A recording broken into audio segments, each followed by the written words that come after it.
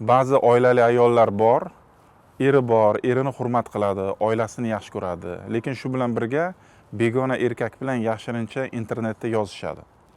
Bundan aziyat chekadi, aybdorlik hissi, qutulishni istaydi, lekin qutula olmaydi. Qiynaladi, eziladi, yashiradi.